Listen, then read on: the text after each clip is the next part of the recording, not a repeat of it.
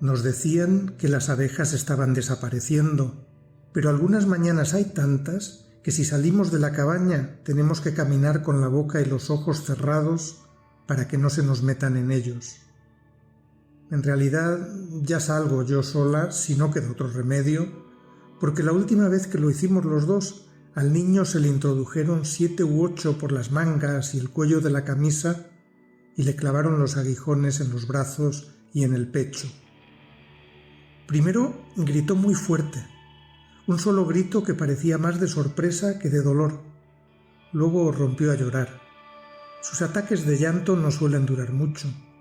Además, se quedó muy impresionado cuando escupí en la tierra y formé un barrillo con los dedos que, después de extraer los aguijones con las uñas, apliqué sobre las picaduras. Para que el barro chupe el veneno, le expliqué. Desde entonces el niño se queda en la cabaña, con la frente pegada a la ventana, si tengo que salir en medio de la nube de abejas, a cortar leña o a desatascar de lodo el desagüe roto que va a la fosa séptica. Aunque lo remiendo una y otra vez, el caño está partido por tantos sitios que el barro termina por entrar y se solidifica en su interior, provocando el atasco del retrete.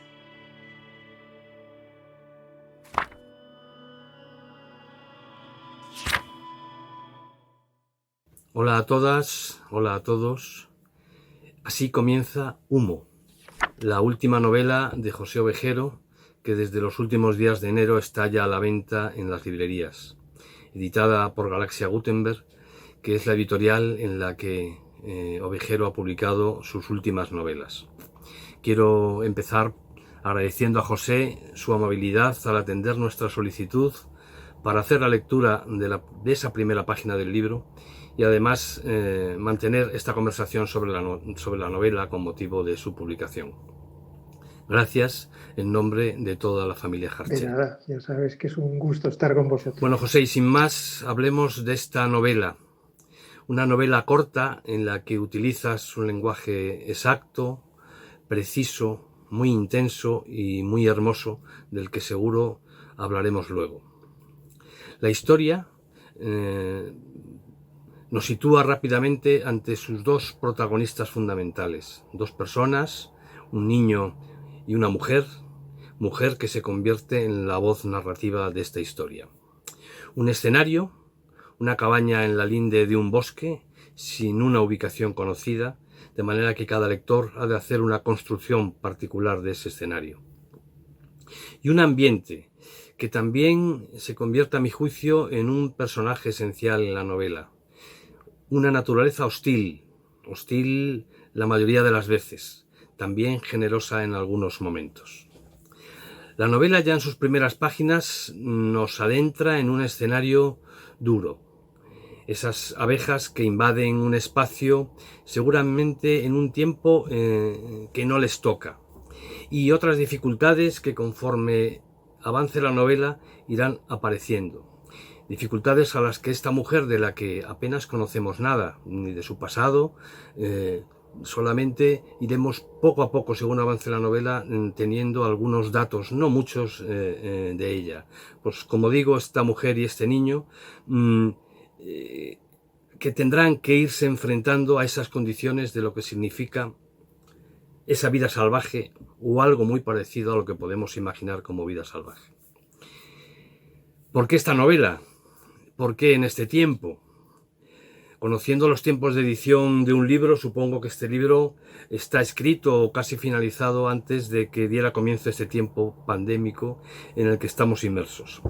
Pero no deja de inquietar, cuando lees Humo, ese paralelismo que inevitablemente se establece, a pesar de que las situaciones no son comparables en absoluto, con esta situación que estamos viviendo y que nunca imaginábamos que nos iba a poner tan a prueba, poner tan a prueba nuestra paciencia y nuestra capacidad de aguante.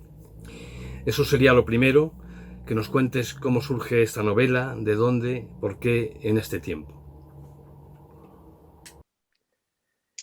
Bueno, Nani, siempre es muy difícil para mí. Hay otros autores, otras autoras que seguramente lo saben hacer, pero para mí siempre es muy difícil explicar el porqué. porque yo no empiezo con un motivo claro, no tengo un tema, no tengo un mensaje que quiera transmitir, sino que yo diría que parto más bien de una sensación y de una escena que transmite esa sensación. Entonces es verdad lo que dices, que esta novela fue terminada antes de que empezase la epidemia y sin embargo yo creo que es una novela que pertenece a este tiempo, incluido el de la epidemia, porque lo que ha pasado en este último año en realidad y en buena medida es una continuación de algo que ya estaba ahí. Quiero decir, cuando yo empiezo a escribir la novela, lo hago en un ambiente, en una sensación de época que tiene mucho que ver en el fondo con lo que está sucediendo ahora, aunque ahora suceda de una manera más drástica. Quiero decir que ahora tenemos el coronavirus, pero hemos tenido toda una serie de epidemias previas que no han sido tan graves, pero que ya nos estaban amenazando con que nuestro mundo tal como lo conocemos podría cambiar y podría cambiar por culpa de un virus. Luego, otra cosa que es muy importante, que tú señalabas también, la naturaleza, esa naturaleza que es hostil y que sobre todo yo diría que es una naturaleza que extraña, que no funciona como pensamos que debería funcionar. Hay esas nubes de abejas, cuando en principio parece que las abejas se están extinguiendo, pero sucede todo lo contrario. Hay esos frutos que se pudren, hay esa sensación de que el mundo está un poco fuera de eje. Pero eso ya lo tenemos y lo teníamos antes de que empezase yo a escribir, ¿no? Especies invasoras en un montón de lugares, en España, entre avispas asesinas, caracoles que están en sitios que no deben estar, cotorras argentinas, qué sé yo, como que las cosas no están en su sitio, o en lo que nosotros pensamos que es su sitio. Y esa atmósfera es, yo creo, la que domina Humo. No es tampoco del todo casual que yo escriba esta novela ahora, no solo por esa atmósfera general, sino también por, digamos, una parte que es más biográfica, más individual, y es que desde el año, no el pasado, el otro, yo he empezado a vivir mucho más en el monte. Entonces, vivir en el monte, aparte de lo más obvio, lo que significa también es que tu sensación del tiempo cambia. Y es curioso, porque yo creo que si cambia tu sensación temporal, también cambia tu lenguaje. Lo empiezas a adaptar a la situación en la que estás viviendo a un ritmo diferente. Y yo creo que esas cosas, una mucho más global y mucho más importante y otra anecdótica y biográfica, se juntan para dar uno. Esa es la explicación que yo le daría. Oye, me han gustado muchas cosas de la novela. Me gusta mucho cuando el lector, por lo menos a mí como lector me ha pasado con tu novela y me ha pasado con otras novelas también, ¿no? Cuando el lector abre la primera página, entra en una historia que ya ha comenzado. Se incorpora a una historia. Y además se incorpora de una manera muy intensa, porque tú, yo creo que sometes al lector a una prueba de esfuerzo. Afortunadamente, y yo esto lo agradezco mucho, ¿no? Porque algunas veces nos acomodamos a lecturas más amables, y no por eso que no sean hermosas y que no estén bien hechas, ¿no?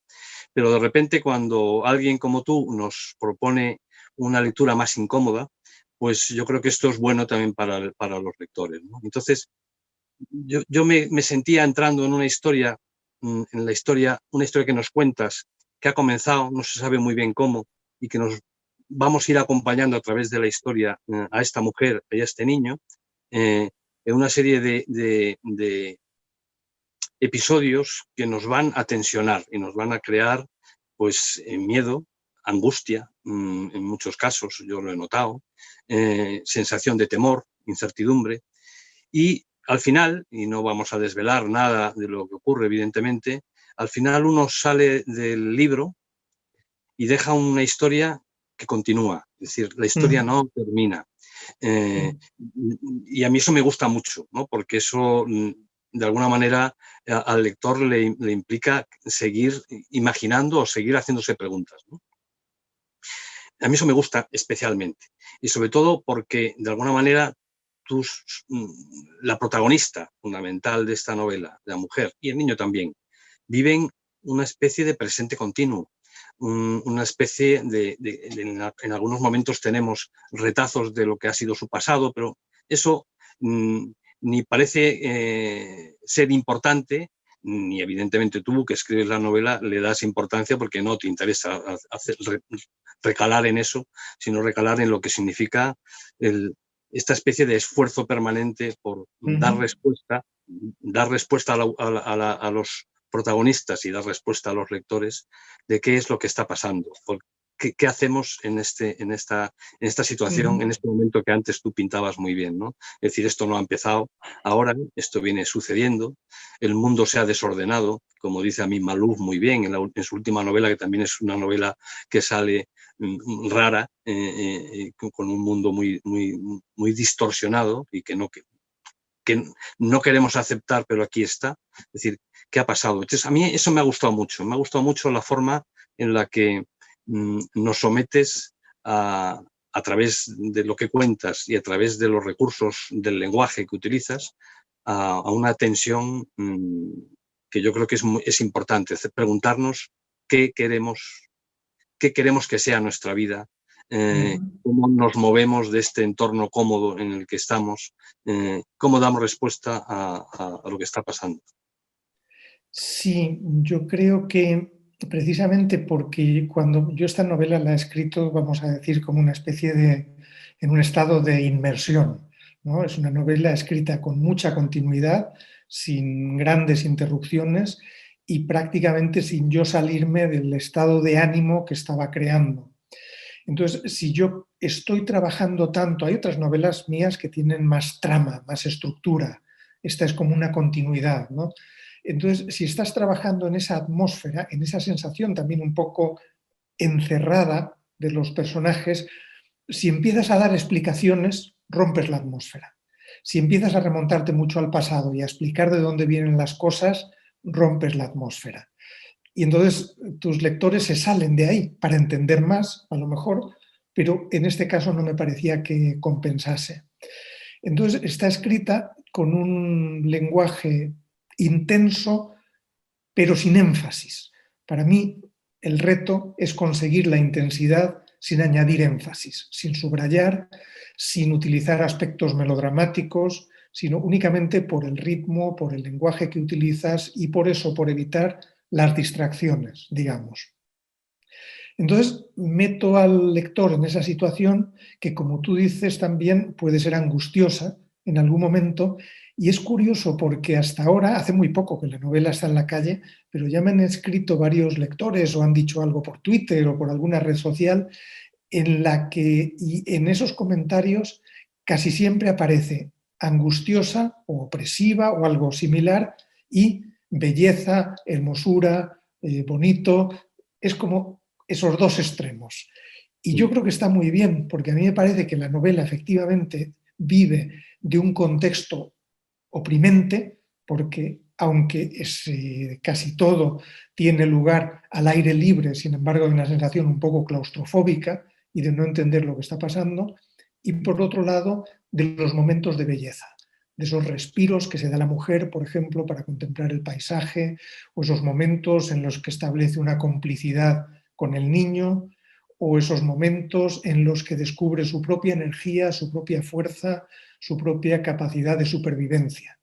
Entonces, claro, si yo uno esas dos cosas, al final llego a la conclusión de que estoy hablando sobre la fragilidad del ser humano, expuesta a menudo a situaciones que la superan, que son mucho más poderosas, y la capacidad de resistencia, los recursos que todos tenemos para sobrevivir y para sobrevivir incluso creando un pequeño núcleo de afectos. Yo creo que por ahí van los tiros. Lo que pasa es que para eso es necesario tener el alma de poeta que tú tienes, porque evidentemente tú desnudas el lenguaje hasta dejarlo resumido a la expresión mínima, que es lo que hacéis los poetas, ¿no? Y de ahí la belleza del libro, ¿no?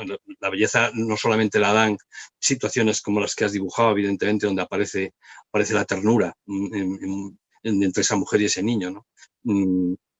Sino yo creo que por un uso muy desnudo en una novela que no tiene capítulos, tiene apartados, pero no tiene capítulos, y en donde, francamente, el lenguaje hace es decir, nada sobra en el libro. Tengo la sensación de que no sobra nada, de que lo que cuentas es preciso y exacto, y que por eso también se siente sensación de agobio, ¿no? Porque no hay forma de parar, ¿no?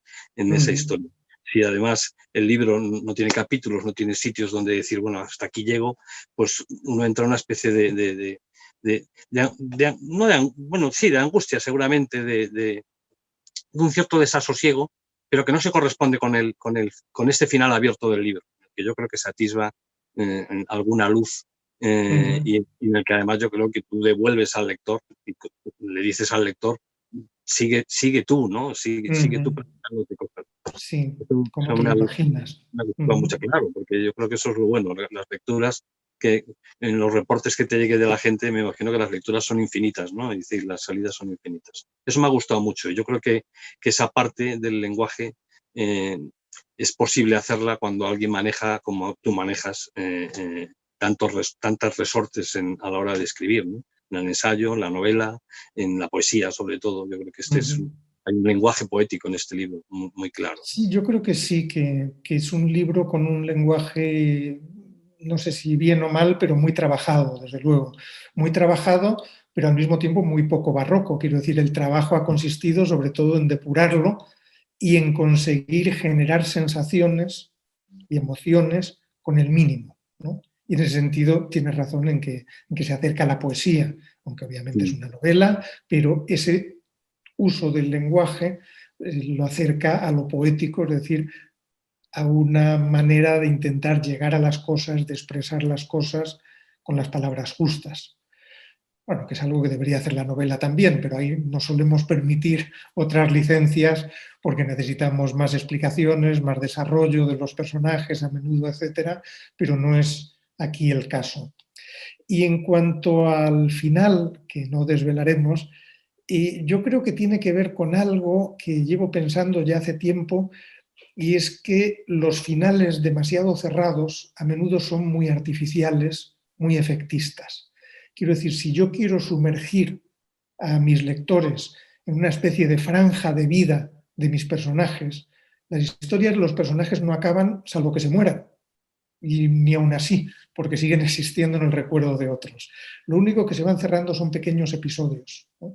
Que tienen consecuencias para otros episodios ulteriores, pero que yo no voy a contar, sencillamente les doy una situación, el desarrollo de esa situación durante un tiempo y una especie de cierre que no es un cierre definitivo.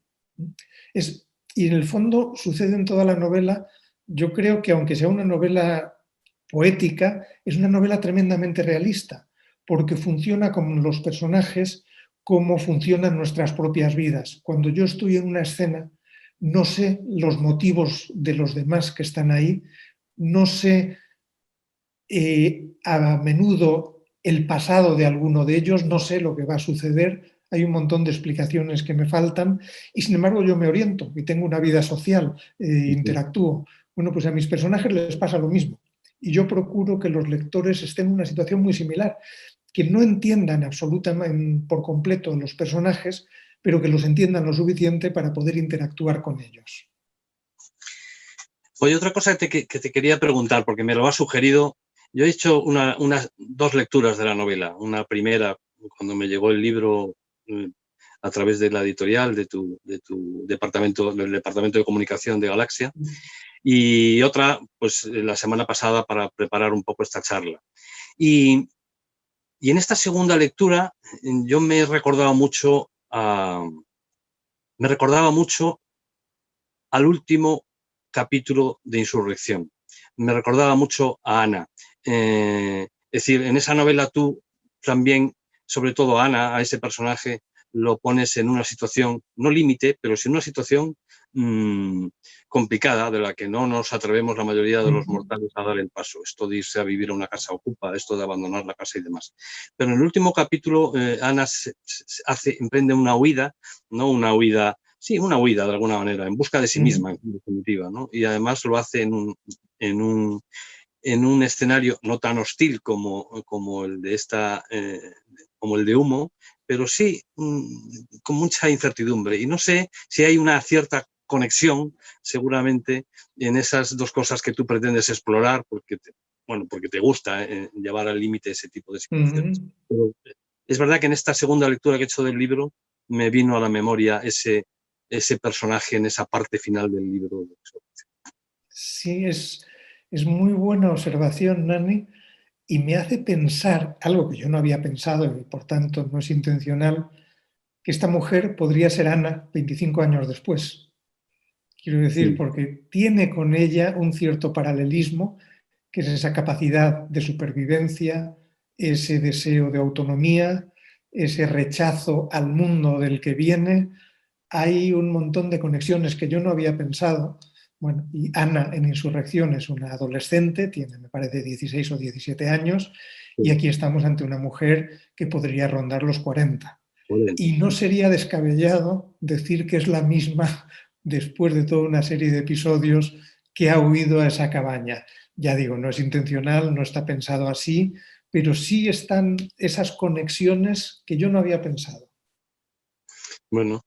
Sí, eso me lo sugería el libro, ¿no? Y pensando que, bueno, forma parte de tu propio universo creador y por lo tanto Sí. podrían estar ahí.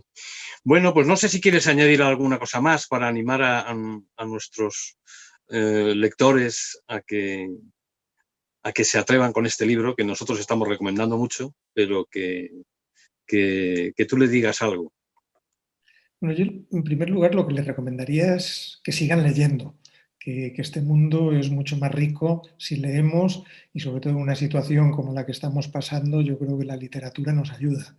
Segundo, que sigan comprando los libros en librerías como la vuestra, librerías independientes, librerías de barrio, que no solo son lugares de venta de libros, sino lugares en los que se crea también un tejido de convivencia, que creo que es fundamental, no solo ahora este año, sino en el mundo en el que vivimos. En cuanto a Humo, pues ¿qué queréis que diga yo? A mí me parece que es una novela interesante.